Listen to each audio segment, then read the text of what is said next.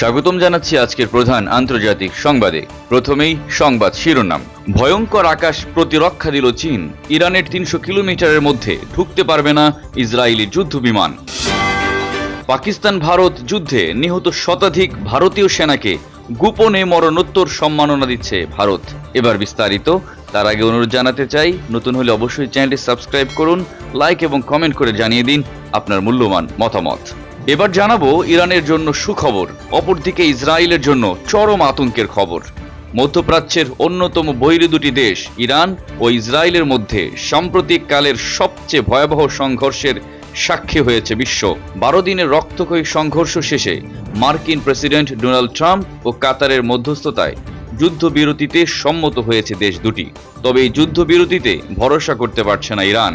তেহরানের আশঙ্কা যে কোনো সময় আবারও হামলা করতে পারে ইসরায়েল, আর সে আশঙ্কা থেকেই এবার জোর কদমে পূর্ব প্রস্তুতি নিতে শুরু করেছে খামেনি প্রশাসন। জানা গেছে, যুদ্ধবিরতি কার্যকর হওয়ার পরপরই চীন থেকে অত্যাধুনিক সারফেস টু এয়ার ক্ষেপণাস্ত্রের বিশাল চালান হাতে পেয়েছে ইরান। এসব ক্ষেপণাস্ত্রের পাল্লা এতই শক্তিশালী, ইরানের আকাশ সীমার ৩০০ কিলোমিটারের মধ্যে ইসরায়েলি যুদ্ধ বিমান প্রবেশ করাই কঠিন হয়ে পড়বে বলে ধারণা করছেন বিশ্লেষকরা। পাকিস্তানের সঙ্গে যুদ্ধে বারবার হতাহতের কথা অস্বীকার করার পর অবশেষে রাফাল যুদ্ধ বিমানের পাইলট সহ বেশ কয়েকজনের মৃত্যুর কথা পরোক্ষভাবে স্বীকার করেছে ভারত।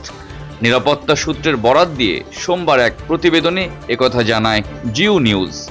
ভারত সরকার গোপনে ১০০ জনেরও বেশি নিহত সেনাকে মরণোত্তর সম্মাননা দেওয়ার সিদ্ধান্ত নিয়েছে বলেও প্রতিবেদনে জানানো হয়, যাতে জনগণের নজর এড়িয়ে গোপনে তাদের স্মরণ করা যায়। অভ্যন্তরীণ চাপের মুখে এই পদক্ষেপ নেওয়া হয়েছে বলে জানিয়েছে জিও নিউজ। যাদের মরণোত্তর সম্মাননা দেওয়া হচ্ছে তাদের মধ্যে রয়েছেন ভারতীয় বিমান বাহিনীর ৪ জন পাইলট। এদের মধ্যে ৩ জন রাফাল জেট বিমান চালিয়েছিলেন। তালিকায় আদমপুর বিমান ঘাঁটিতে নিহত S-400 বিমান প্রতিরক্ষা ব্যবস্থার ৫ জন অপারেটরও রয়েছেন।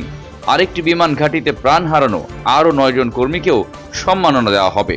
নিরাপত্তা সূত্রগুলোর দাবি, নিহতদের পরিবারকে সামাজিক মাধ্যমে শ্রদ্ধাঞ্জলি দেওয়ার ছবি প্রকাশ না করার জন্য অনুরোধ জানানো হয়েছে, কারণ ভারতীয় কর্তৃপক্ষ যুদ্ধে নিজেদের ক্ষয়ক্ষতি জনসাধারণের কাছ থেকে আড়াল করার চেষ্টা করছে।